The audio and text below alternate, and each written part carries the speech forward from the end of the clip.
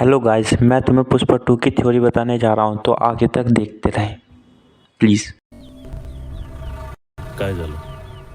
ये अपुन का पैर है, ये दूसरा वाला भी अपुन का पैर है, तो उसकी लुंगी में मिर्ची काय को लग रही है? उसको बोल काम देख, टांग मत देख। मेरे को काम के पैसे देता है कि इज्जत देने के?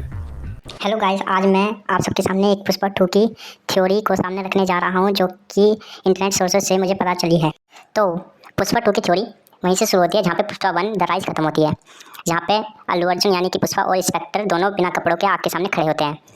अल्लू अर्जुन जैसे कहता है कि मैं अगर बिना कपड़ों के भी गाँव में जाऊँगा तो मुझे सब पुष्पा भाऊ ही कहेंगे, लेकिन तुम अगर अपनी बिना वर्दी के अपने पुलिस स्टेशन में जाओगे तो तुम्हें कोई भी सल्यूट नहीं मारेगा। बिल्कुल ऐसा ही होता है।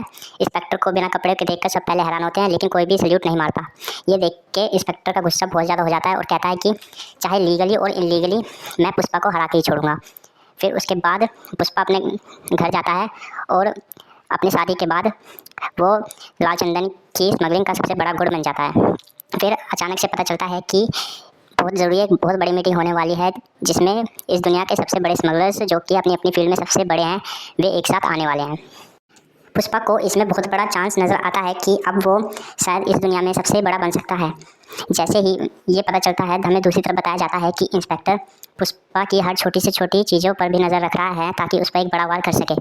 फिर हमें दिखाया जाता है कि पुष्पा की बीबी शिवल्ली, जो कि प्रेग्नेंट हो चुकी है, उसकी वजह से पुष्पा एक बार सोचता है कि वो सब छोड़ दे और एक अच्छी ज़िंदगी जिए। पर पुष्पा जब भी सोचता है कि ये उसका सपना नहीं है, वो बहुत आगे जाने वाला है। फिर वो उस रूम में जाने वाला होता है जिसके लिए उसे बुलाया जाता है, जिसमें इस दुनिया के सबसे बड़े स्मगलर्स आने वाले हैं। फिर हमें उस रूम के बारे में बताया जाता है कि उस रूम में 8 कुर्सियाँ लगी पड़ी हैं, जिसमें से एक कुर्सी पुष्पा के नाम की भी है। जैसे ही वे 8 लोग उस रूम में जाते हैं तो वे अपनी अपनी कुर्सी पर बैठ जाते हैं, लेकिन तभी वहाँ पे एक नई कुर्सी, जो कि 9वीं कुर्सी है, वो आ जाती है। उस पर कोई बैठता तो नहीं, लेकिन सब सोचने लगते हैं कि इस पर शायद हम में से ही कोई एक बैठेगा या फिर ये किसी नए के लिए है। फिर हमें बताया जाता है कि वो कुर्सी इन सब के गॉड की है, जो कि इन सब रूलों से बहुत ज़्यादा अलग है, इसलिए वो यहाँ नहीं आता।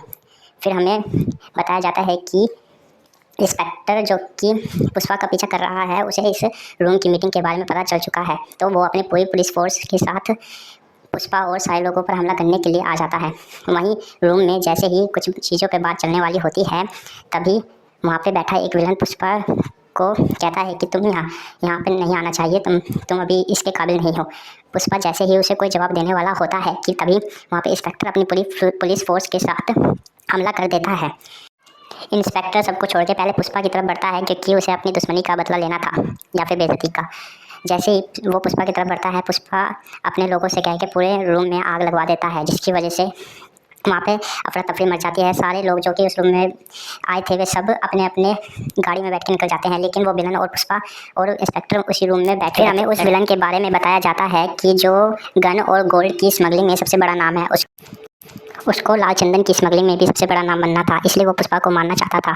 वहीं रूम में आग लगती लगती उस कुर्सी में भी लग जाती है, जो उस रूम के सबसे बड़े बॉस की होती है। वहाँ पे फिर इंस्पेक्टर, पुष्पा और वो विलन ही खड़े होते हैं। फिर पुष्पा उन दोनों को तो आराम से हरा देता है, पर फिर वो विलन बोलता है कि चाहे तुम मुझे यहाँ पर हरा दो, पर उस कुर्सी पर मैं ही बैठूंगा। पुष्पा उसको जवाब देने के लिए उस कुर्सी पर बैठने के लिए जाता है, लेकिन जब भी सोचता है कि अगर मैं यहाँ से भाग जाऊँ तो मैं बच जाऊँगा या फिर कुर्सी पर बैठ जाऊँ, पुष्पा चुनता है कि मैं उसे जवाब दूंगा और जलती हुई कुर्सी पर जाकर बैठ जाता है। पर जब भी वहाँ पर पुलिस के चारों तरफ पुलिस आ जाती है और पुष्पा को अरेस्ट कर लेती है, और जो इंस्पेक्टर होता है वो बहुत खुश होता है और वो पुष्पा को तिहाड़ जेल में बंद कर देता है। लेकिन पुष्पा वहाँ पर फंसा नहीं रहना चाहता था, लेकिन फिर भी वो बहुत ज़्यादा बड़ा जेल था, जिसकी वजह से पुष्पा पूरे 1-2 महीने तक उसी जेल में बंद रहता है और लोग सोचने लगते हैं कि पुष्पा मारा जा चुका है। अफवाह ये भी है कि वो जापान, मलेशिया या चाइना में कहीं हो सकता है। पुष्पा की बॉडी छुपा कर क्या पुलिस हमें गुमराह कर रही है? आखिर पुष्पा है कहाँ? एक दिन पता चलता है कि पुष्पा आखिर वहाँ से भाग चुका है, और वो फिर एक दिन जब इंस्पेक्टर जंगलों में पेट्रोलिंग के लिए जा रहा था, तो उसे पुष्पा या फिर एक शेर जैसा कोई ना कोई दिखा, जिसकी वजह से उसने सोचा कि वो पुष्पा है, तो वो उसकी तरफ अकेला ही दौड़ पड़ा। असल में वो पुष्पा ही था, लेकिन इंस्पेक्टर को ही ऐसा लग रहा था, जो कि उसके पीछे जो जा रहने वाले थे उन्हें लगा कि कोई शेर है और साहब उसे मारने जा रहे हैं। फिर इंस्पेक्टर ने वहाँ पर कई सारी गोलियाँ चलाई, जो कि पुष्पा को लगी, पर वहाँ पर पुष्पा रुका नहीं। फिर इंस्पेक्टर और तेज से भागने लगा पर पुष्पा उसे कहीं नहीं दिखा, लेकिन इंस्पेक्टर भागते भागते जंगलों के बीच में चला गया था।